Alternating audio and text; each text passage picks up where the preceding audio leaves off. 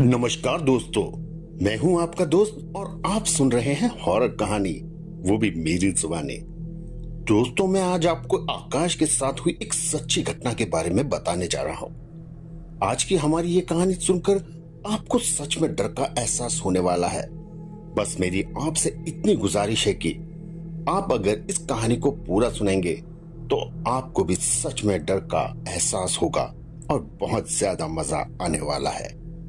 साथ ही अगर आप पहली बार इस चैनल पर आए हैं तो इस चैनल को सब्सक्राइब कर लीजिए।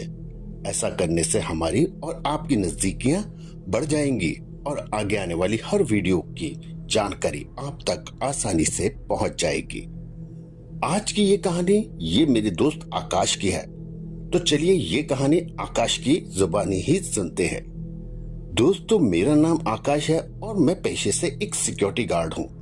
मुझे सिक्योरिटी गार्ड की नौकरी करते हुए लगभग 12 साल हो चुके हैं। लेकिन आज मैं जो कहानी आपको सुनाने वाला हूँ ये उस वक्त की है जब मैं नया सिक्योरिटी गार्ड बना था और मुझे नौकरी करते हुए उस वक्त लगभग 7 से 8 महीने का समय हुआ होगा। दरअसल मैं जहाँ सिक्योरिटी गार्ड की नौकरी करता हूँ वो एक प्राइवेट लिमिटेड कंपनी है। अब कंपनी की निजता के चलते हुए मैं उसका नाम तो आपको नहीं बता सकता। ये कंपनी थी अपनी रिक्वायरमेंट के हिसाब से हम सभी गार्ड्स को अलग अलग लोकेशन पर ड्यूटी करने के लिए भेजा करती थी। उन दिनों में एक सिक्योरिटी गार्ड की नौकरी करता था एक सोसाइटी के अंदर। अब मैं नया सिक्योरिटी गार्ड बना था और उस लोकेशन पर मुझे पहली बार भेजा गया था। इस वजह से मैं उस एरिया के बारे में कुछ ज्यादा नहीं जानता था और उस सोसाइटी के बारे में भी मुझे कुछ नहीं पता था। इसलिए मैंने चुपचाप अपनी ड्यूटी करने पर ही अपना ध्यान रखा। उस सोसाइटी में लगभग 50 फ्लैट रहे होंगे, जिनमें से लगभग 200 लोग वहां रहते थे। लेकिन उस सोसाइटी में 3-4 फ्लैट ऐसे थे कि काफी लंबे टाइम से वो बंद पड़े थे। लेकिन वो बंद क्यों पड़े थे इसकी ना तो मुझे कोई जानकारी थी और ना ही मैंने कभी इस बारे में जानने की कोई कोशिश की। अब शुरुआत के दिनों में तो सब कुछ ठीक चल रहा था, लेकिन धीरे धीरे उस सोसाइटी में मेरे साथ कुछ ऐसी चीजें होने लगी जो मुझे बिल्कुल भी नॉर्मल नहीं लग रही थी। दरअसल शुरू से ही मेरी ड्यूटी महीने में 4 शिफ्ट में होती है।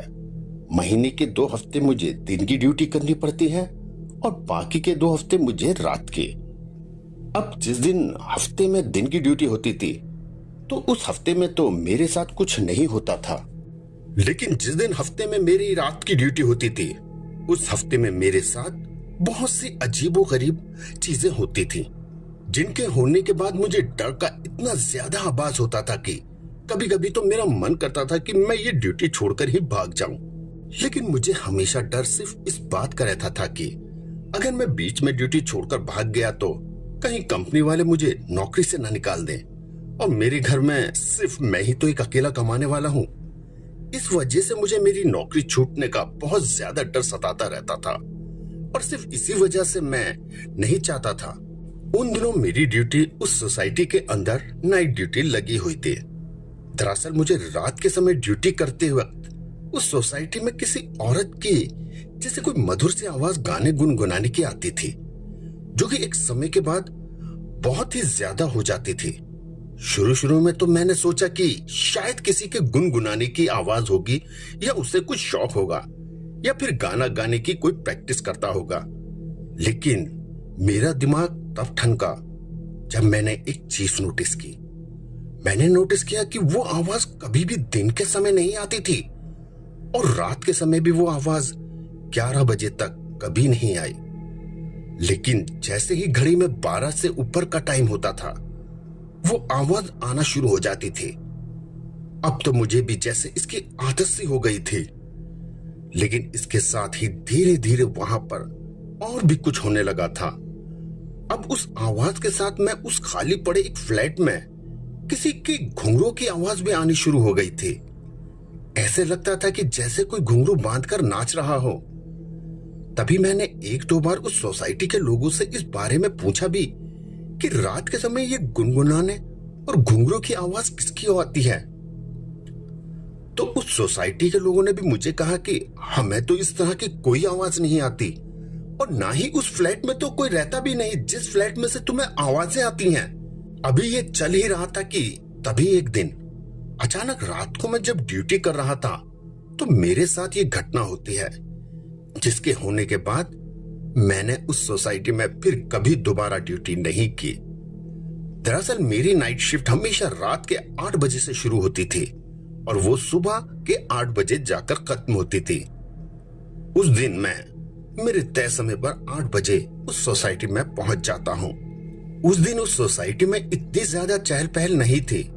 जब मैंने इसका कारण जानने की कोशिश की तो मुझे पता चला कि उस सोसाइटी के लोग, लगभग सभी लोग बराबर वाली सोसाइटी में एक पार्टी का प्रोग्राम में गए हुए हैं और लगभग सभी लोग सुबह तक ही वापस आएंगे, जिसके बाद मैं अपनी ड्यूटी करने लगा।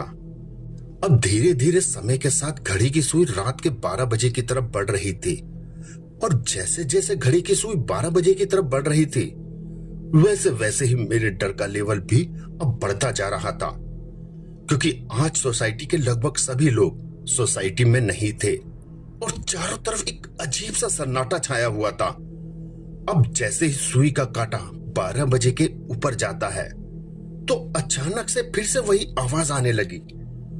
आज उस आवाज में बहुत ज्यादा तेजी थी और आज वे आवाज समय के साथ और ज्यादा भारी होती जा रही थी। अब मैंने मेरी निगाहें एक टक उस फ्लैट पे टिका रखी थी जिस फ्लैट में से ये आवाजें लगातार आ रही थी। लेकिन तभी मैंने अचानक से देखा कि उस फ्लैट के बाहर की तरफ का जो बल्ब था वो बार बार छप छप कर रहा था, जिसे देखने के बाद मैंने सोचा कि आज ये बल्ब बार बार ऐसा क्यों कर रहा है। लेकिन मैंने सोचा कि शायद कोई फॉल्ट होगा और तभी मैं सोसाइटी के गेट पे खड़ा था। लेकिन अचानक मुझे महसूस होता है कि जैसे गेट के बाहर कोई बार बार चक्कर काट रहा हो। तभी मैं उसको देखने के लिए जैसे ही सोसाइटी के गेट के बाहर आता हूं तो मुझे दिखता है कि कोई सोसाइटी की दीवार पे बैठा हुआ है, लेकिन वहां काफी ज्यादा अंधेरा है, जिस वजह से मुझे कुछ साफ साफ नहीं दिखाई दे रहा था। इसलिए मैंने थोड़ा उसके पास जाकर देखने की सोची और मैं धीरे धीरे अब उसकी तरफ बढ़ने लगा था।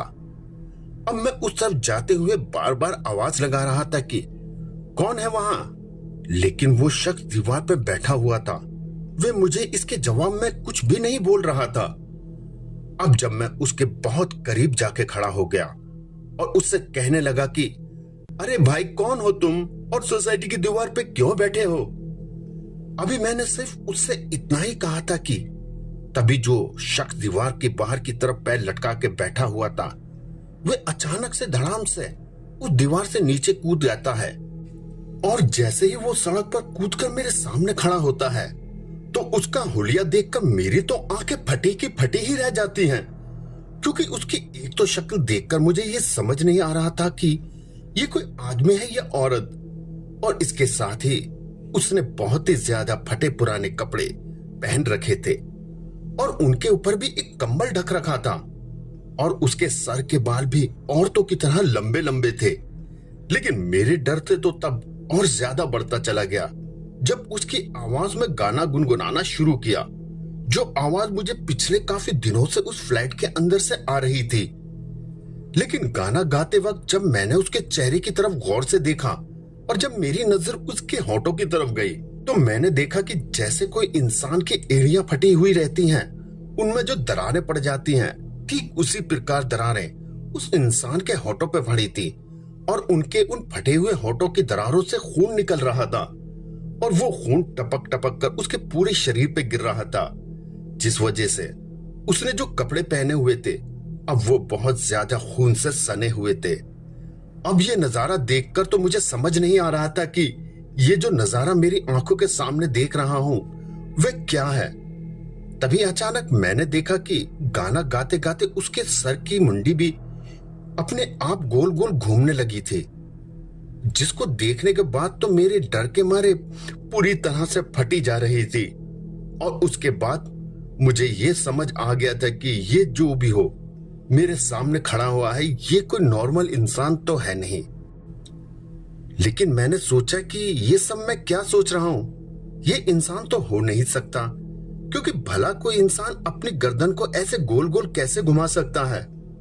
मुझे अब समझ आ चुका था कि ये कोई इंसान नहीं बल्कि बहुत ही ज्यादा खतरनाक चीज है और आज मैंने इसको छेड़कर अपने जीवन की बहुत बड़ी गलती कर दी है। अभी ये सब सोचना और बाकी सब कुछ होना बस कुछ ही सेकंडों में हो रहा था। वे सब इतना फास्ट हो रहा था कि मैं कुछ सोच भी नहीं सकता था। अब अचानक गाना गाते गाते वो मेरी तरफ बढ़ने लगा। ये देखकर तो मैं समझ गया था कि अब ये जो भी हो, ये मुझे जिंदा नहीं छोड़ने वाला। अभी मैं ये सब सोच ही रहा था कि तभी वे मेरे चेहरे के बहुत ज्यादा करीब आ जाता है। इतना करीब कि उसके मुंह की बदबूदार सड़न अब मुझे सांस लेने में काफी दिक्कत दे रही थी। अब आप कल्पना कीजिए उस वक्त मेरे ऊपर क्या बीत रही होगी।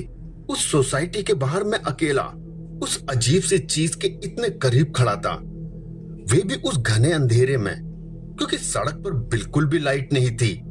अब मैं वहां से भागना चाहता था, लेकिन मैं चाहकर भी भाग नहीं पा रहा था, क्योंकि उस वक्त मेरा पूरा शरीर मानो जैसे जाम सा हो गया हो। मुझे ऐसा लग रहा था कि जैसे मुझे लकवा मार गया हो।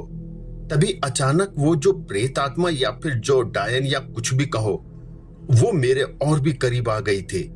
वे मेरे इतने करीब आ जाती है कि वे नीचे मेरे दोनों पैरों पर अपना पैर रख देती है, जिसकी वजह से मेरे दोनों पैर उसके पैरों के नीचे दब जाते हैं, ताकि मैं चाहकर भी यहां से भाग ना पाऊं।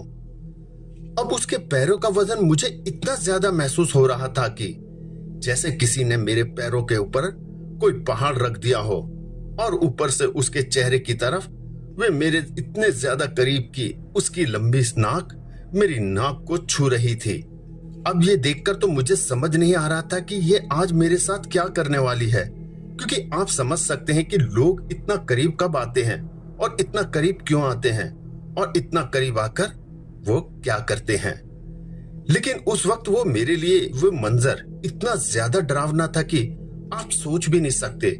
मैं पूरी कोशिश कर रहा हूं उस वाक्य को शब्दों में पिरोकर आपके सामने पेश कर सकूं, ताकि आप लोग भी थोड़ी बहुत ही कल्पना कर सको कि उस वक्त मेरे ऊपर क्या बीत रही होगी। लेकिन आज तक मुझे यह समझ नहीं आया कि इतने भयानक और डरावने मंजर को इतने करीब से देखने के बाद भी उस वक्त मुझे हार्ट अटैक क्यों नहीं आया। अभी ये सब मैं सोच ही रहा था कि तभी अचानक उसने मेरे दोनों कानों के ऊपर अपने हाथ रखे और इतनी जोर से नोचा कि मेरे मुंह से जोरदार चीख निकल गई। क्योंकि जब उसने मेरे कानों की तरफ अपने हाथों को बढ़ाया था, तभी मैंने देख लिया था कि उसके हाथों के नाखून उसकी उंगलियों के जितने बड़े बड़े हैं। अब जैसे ही दर्द के मारे मैं चिल्लाया, तो मैंने ठीक तरीके से चिल्ला भी नहीं पा रहा था। मेरे से पहले ही उसने इतनी बेसुरी आवाज में मेरे इतने करीब से इतनी जोर से चीखा कि उसके चीखते ही मैं वहीं पर बेहोश हो गया। उसके बाद मेरे साथ क्या हुआ मुझे कुछ भी याद नहीं, लेकिन जब मेरी आंख खुली तो मैं उस सोसाइटी की दीवार पे पेट के बल उल्टा लेटा था, आधा दीवार के दाईं तरफ और आधा बाईं तरफ। अब मुझे होश आया तो मैं दीवार के ऊपर बैठ गया, और जैसे ही मैंने अपनी नजर मेरे पीछे दीवार की तरफ घुमाई तो मेरे पीछे वही चुड़ैल खड़ी हुई थी।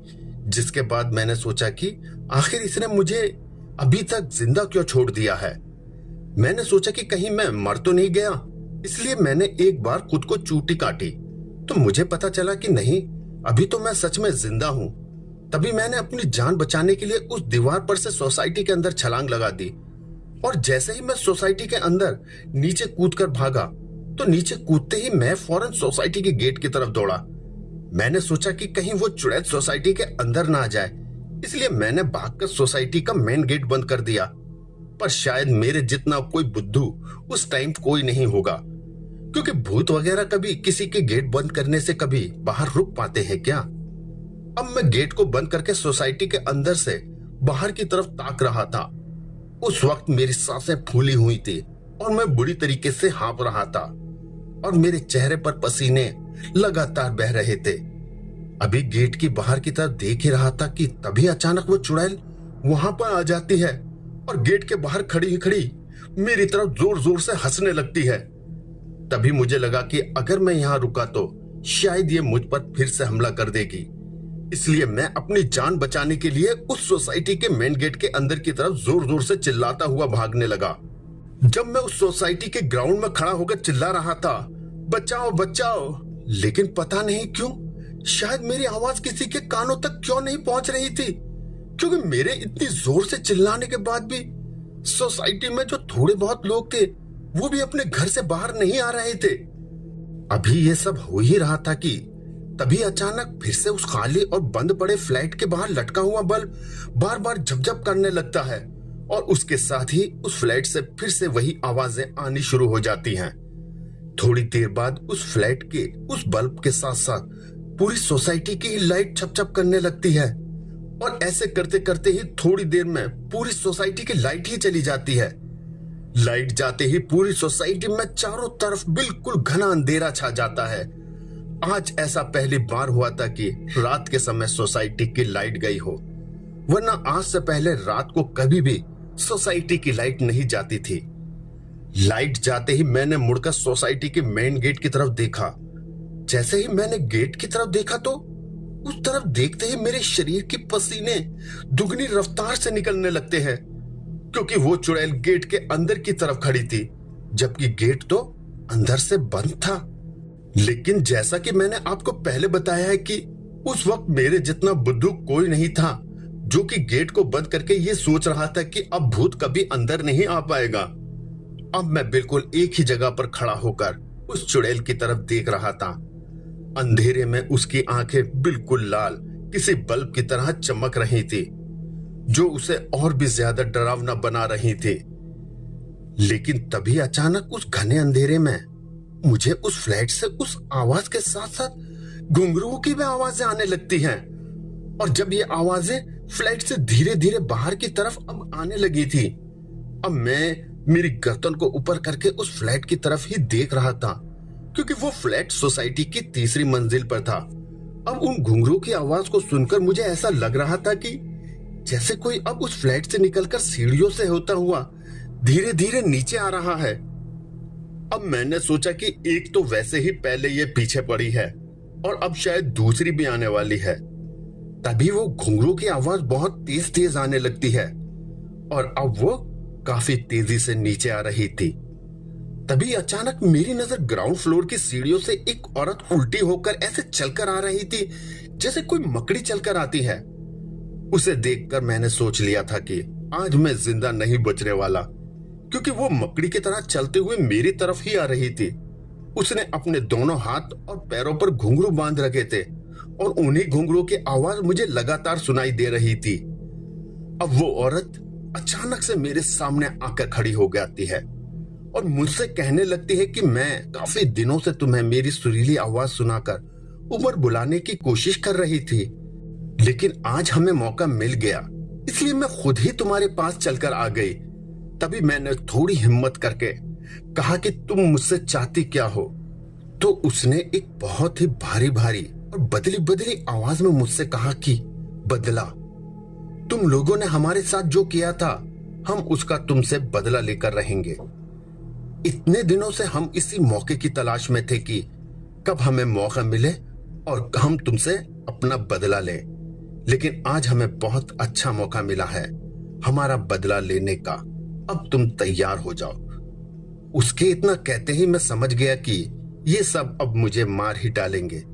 तभी मैं वहां से भागना चाह रहा था, पर जैसे ही मैं भागने के लिए वहां से पलटा तो मेरे पलटते ही मैंने देखा वो दूसरी चुड़ैल ठीक मेरे पीछे उस गेट के पास में खड़ी थी। अब वे वहां नहीं बल्कि मेरे पीछे ही मेरे बहुत ज्यादा करीब आके खड़ी हो गई थी, क्योंकि जैसे ही मैं वहां से भागने के लिए पलटा तो अचानक से किसी चीज से टकराया और जब मैंने गौर से उस चीज की तरफ देखा तो वो कोई और नहीं बल्कि वही चुड़ैल थी। जिसके बाद मैं धड़ाम से जमीन पे गिर पड़ा और जब वो दोनों चुड़ैल मुझे मारने के लिए मेरी तरफ बढ़ ही रही थी, अब वे मेरे बहुत ज्यादा करीब आ गई थी और वो मेरे ऊपर मुझे मारने के लिए वार करने ही वाली थी कि तभी अचानक पता नहीं कैसे पर उस सोसाइटी की लाइट आ जाती है और लाइट आते ही वो दोनों अचानक से मेरे सामने से कहीं गायब हो जाती हैं। जिसके बाद मैंने सोसाइटी की गेट की तरफ देखा तो अब वह चुड़ैल सोसाइटी के गेट के बाहर उस अंधेरी सड़क पर खड़ी थी और मेरी तरफ इशारे करके मुझे अपनी ओर लगातार बुला रही थी। लेकिन उसके तुरंत बाद ही उस फ्लैट के अंदर से भी किसी के जोर जोर से चीखने की आवाजें आती हैं, जैसे किसी का कुछ छूट गया हो, जैसे किसी के हाथों से उसकी बहुत ही जरूरी चीज निकल गई हो। पर मुझे ये समझ नहीं आ रहा था कि इतनी जोर जोर से उस फ्लैट से आवाजें आने के बाद भी आखिर इस सोसाइटी के लोग बाहर क्यों नहीं आ रहे। तभी अचानक मुझे मेरे कानों में किसी की आवाज सुनाई देती है कि उठो उठो, वहां से जल्दी उठो। तभी मेरी नजर उस सोसाइटी की पावर सप्लाई का जो रूम था उसकी तरफ जाती है। तभी मुझे वहां पर एक बुजुर्ग आदमी खड़ा हुआ दिखाई देता है और इतना कहकर वे दौड़कर मेरे पास आता है और मुझे वहां से उठाकर अपने साथ ले जाता है। उस वक्त मेरी सांसें बहुत तेजी से चल रही थी और मैं बहुत ज्यादा हांफ रहा था। इसलिए उस बुजुर्ग आदमी ने पहले तो मुझे पानी पिलाया, फिर आराम से बिठाया। तभी मैंने उस आदमी से पूछा कि इस सोसाइटी में आखिर हो क्या रहा है और इतनी आवाज होने के बावजूद भी इस सोसाइटी के लोग अपने घरों से बाहर क्यों नहीं निकलते। तभी उस बुजुर्ग आदमी ने मुझसे कहा और जो कहानी मुझे सुनाई उसे सुनकर तो मानो मेरे होश ही उड़ गए। उसने मुझे बताया कि आज से कुछ साल पहले तक तो इस सोसाइटी में ऐसा कुछ नहीं होता था। यहाँ सब कुछ ठीक था, लेकिन कुछ साल पहले ही इस सोसाइटी में 2 बहनें आई थीं, जिन्होंने इस फ्लैट को किराए पे लिया था, जिससे आज तुम्हें ये आवाजें सुनाई दे रही हैं। वो दोनों गांव से इस शहर में सरकारी नौकरी की तैयारी करने के लिए आई थी।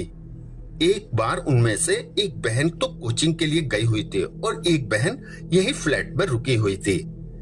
तभी एक दिन रात को उसकी जो बहन बाहर गई हुई थी उसे आने में थोड़ी देर हो जाती है और वो काफी देर तक लौटती नहीं। उसकी बहन को बाहर गया हुआ देखकर उस वक्त इस सोसाइटी में जो गार्ड की नौकरी करता था उसकी ना जाने क्यों नीयत खराब हो जाती है और वो उस लड़की के पास उस फ्लैट में जाता है और उसके साथ जबरदस्ती करके उसके साथ कुछ गलत काम करता है।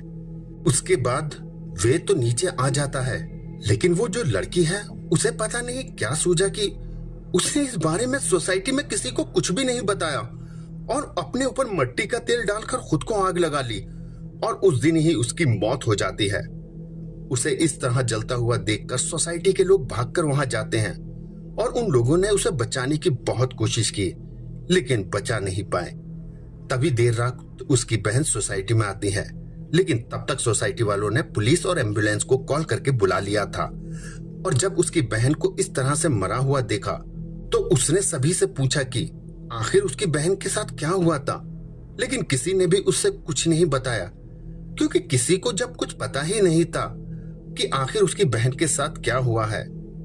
फिर जब उसने मरी हुई बहन को एम्बुलेंस में डालकर पोस्टमार्टम के लिए ले जा रहे थे इस सोसाइटी से बाहर, तो वे उस एम्बुलेंस के पीछे पीछे दौड़ लगाती है और सोसाइटी के बाहर सड़क पर भी वो लगातार उस एम्बुलेंस के पीछे दौड़ती रहती है। पुलिस वालों ने और सोसाइटी वालों ने उसे रोकने की बहुत कोशिश की, लेकिन उसने किसी की एक ना सुनी और वो उस एम्बुलेंस के पीछे दौड़ती रहती है। लेकिन तभी जब एम्बुलेंस के पीछे दौड़ रही थी तो किसी ट्रक ने उसे टक्कर मार दी और उसी सोसाइटी की बाहर वाली सड़क पर उसकी टक्कर लगने से मौत हो जाती है। उसी दिन से उन दोनों बहनों की आत्माएं इस सोसाइटी के बाहर और अंदर अक्सर भटकती हुई देखी जाती हैं। जिस बहन ने फ्लैट के अंदर खुद को आत्महत्या करके आग लगाई थी, उसकी तो वह आत्मा उस फ्लैट के अंदर है, और जो चुड़ैल तुम्हें बाहर दिखाई दी थी वो उस बहन की आत्मा है जिसको उस ट्रक ने टक्कर मार दी थी। लेकिन उसी दिन के बाद से ही इस सोसाइटी में अजीब अजीब तरह की घटनाएं होना शुरू हो गई थी और तभी से सभी सोसाइटी वालों ने ये मान रखा था कि ये उन्हीं दोनों बहनों की आत्माएं हैं जो रात के समय सोसाइटी में अजीब अजीब तरह की आवाजें निकालती हैं। और जो इस फ्लैट में से गाना गाने की आवाज आती है वो इसलिए आती है क्योंकि जिस बहन ने खुद को आग लगाकर आत्महत्या की थी उसे संगीत का बहुत ज्यादा शौक था और वो अक्सर संगीत के गानों की प्रैक्टिस किया करती थी। उस दिन के बाद से ही उन दोनों बहनों की आत्माएं इन सोसाइटी में जो भी नौकरी के लिए आता है उससे अपनी मौत का बदला लेने की कोशिश करती हैं, क्योंकि उन्हें लगता है कि उस सिक्योरिटी गार्ड की वजह से ही उनकी जिंदगी खराब हुई है। लेकिन जिस सिक्योरिटी गार्ड ने उसकी बहन के साथ ये सब कुछ किया था उसको तो पुलिस उठाकर ले गई थी। उसके बाद सोसाइटी वालों ने कई बार सिक्योरिटी गार्ड को यहाँ पर काम पर लगाया, लेकिन कोई भी सिक्योरिटी गार्ड 1 महीने से ज्यादा यहाँ पर नौकरी नहीं कर पाया और आज के दिन उन दोनों बहनों को मौका इसलिए मिल गया क्योंकि आज अमावस्या है और इसी के साथ ही सोसाइटी के सभी लोग भी सोसाइटी से बाहर दूसरी सोसाइटी में प्रोग्राम देखने के लिए गए हुए हैं और लोग शाम होने से पहले चले गए थे और दूसरे दिन सुबह होने के बाद ही वापस आएंगे। इस वजह से उन दोनों बहनों ने तुम्हें अपना शिकार बनाने के लिए आज का दिन चुना। उस बुजुर्ग आदमी की वो कहानी सुनने के बाद मेरी तो जैसे शरीर से रूह ही निकल गई हो। अगर वह बुजुर्ग आदमी उस दिन आकर मुझे नहीं बचाता तो आज ये कहानी सुनाने के लिए शायद मैं जिंदा नहीं होता। तो दोस्तों, ये थी हमारी आज की कहानी। आपको कैसी लगी आप हमें कमेंट बॉक्स में जरूर बताना। फिलहाल मैं चलता हूँ। आप अपना और अपने परिवार का ख्याल रखें। और आपको ये वीडियो कैसी लगी आप हमें कमेंट्स बॉक्स में जरूर बताएं और ये भी बताएं कि आपका नाम क्या है और आप किस शहर से हैं।